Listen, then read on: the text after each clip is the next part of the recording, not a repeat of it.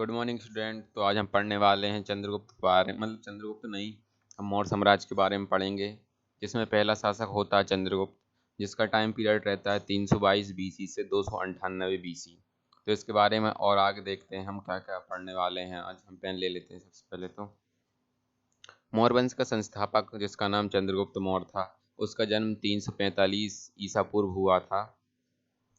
Justin एक इतिहासकार थे जिन्होंने चंद्रगुप्त मौर्य को सेंड्रोकोटस कहा था, और उसकी पहचान विलियम जोन्स, जो कि एशियाटिक सोसाइटी ऑफ बंगाल के संस्थापक हैं। विशाखादत्त कृत मुद्रा राक्षस में चंद्रगुप्त मौर्य के लिए एक बिरसल शब्द का उपयोग हुआ है। मतलब जो विशाखादत्त हैं, इन्होंने एक मुद्रा राक्षस नाम की बुक लिखी है।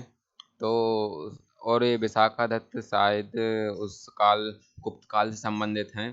तो उन्होंने उसमें लिखा है, उसमें बिरसल कहा गया है चंद्रगुप्त मौर्य को। बिरसल का मतलब होता है निम्न कुल में उत्पन्न, मतलब छोटे, मतलब नीचे नीचे कुल में पैदा होने वाला। घनानंद को हराने में चाणक्य ने चंद्रगुप्त मौर्य की मदद की। चाणक्य जो कि अर्थशास्त्र के लेखक हैं, जो चंद्रगुप्त मौर्य के दरबार में मंत्री थे। घनानंद जो कि नंद वंश का आखिरी शासक था, उसको हराने में चाणक्य ने चंद्रगुप्त मौर्य की मदद की थी। चंद्रगुप्त मौर्य का प्रधानमंत्री बना, और जो बाद में, मतलब जो चाणक्य है, वो उसके और भी नाम है। चाणक्य को कौटिल्य भी कहा जाता है और विष्णुगुप्त भी कहा जाता है, जो कि चंद्रगुप्त का प्रधानमंत्री बना। इसके द्वारा लिखित पुस्तक अर्थशास्त्र है, जिसका संबंध राजनीति से है। इसकी एक पुस्तक है जो कि चंद्रगुप्त के दरबार में रहते हुए लिखी, उसका नाम है अर्थशास्त्र, और उसका संबंध राजनीति से है। मतलब जो अर्थशास्त्र है उसमें इकोनॉमिक्स नहीं लिखा, उसमें राजनीति लिखी है, मतलब सोशल साइंस लिखी हुई है।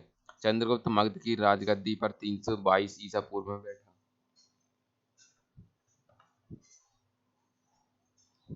चंद्रगुप्त जैन धर्म का अनुयायी था। मतलब ये जैन लोगों, मतलब जो महावीर, उन्होंने जैन धर्म को बनाया है, उसको मानता था।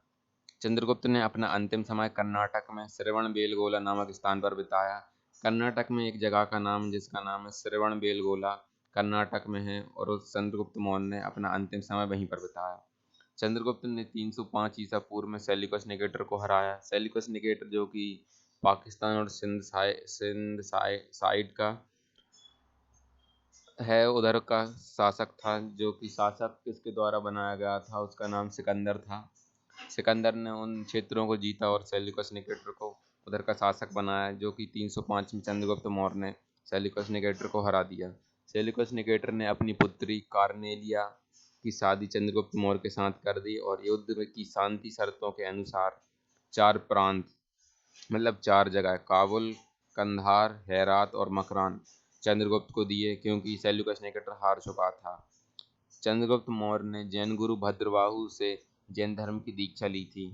जो चंद्रगुप्त मौर्य है ना, उसने भद्रबाहु जो कि एक जैन गुरु थे, उससे उन्होंने दीक्षा ली थी। मतलब फिर चंद्रगुप्त जैन धर्म को मानने लगे थे।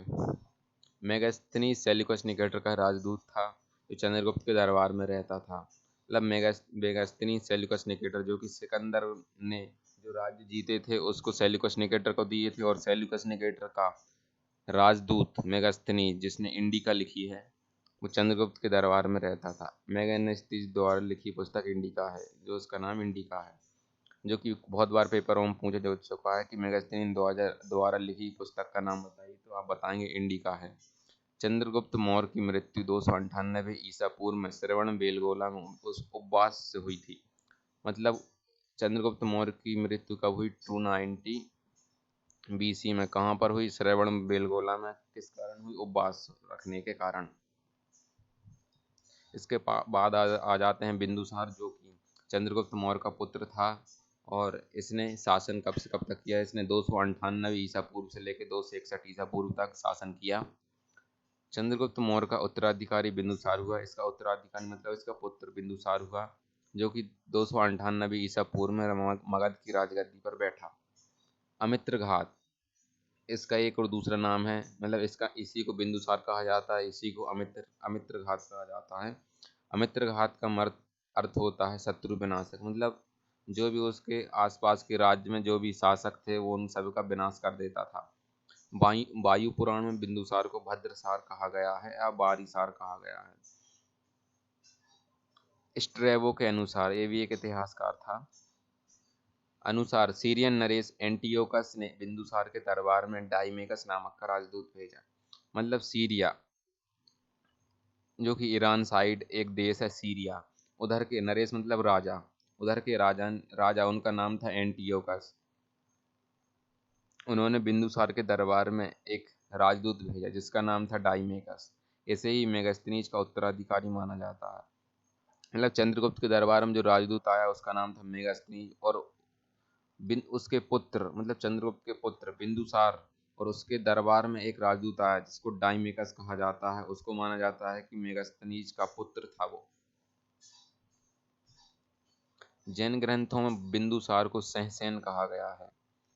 सहसेन कहा गया है, ये भी आप याद कर लेना। जैन ग्रंथों में बिंदुसार को सहसेन कहा गया है। बिंदुसार के शासनकाल में तक्षशिला में हुए दो विद्रोहों का वर्णन है, सिंधु नदी और झेलम नदी के बीच में। जब बिंदुसार का शासनकाल चल रहा था तो तक्षशिला में विद्रोह हो गए थे, दो विद्रोह हुए थे। और इन विद्रोहों को दबाने के लिए बिंदुसार ने पहले उसके दो पुत्र हुए बिंदुसार के, एक सुसीम हुआ था और दूसरा अशोक था।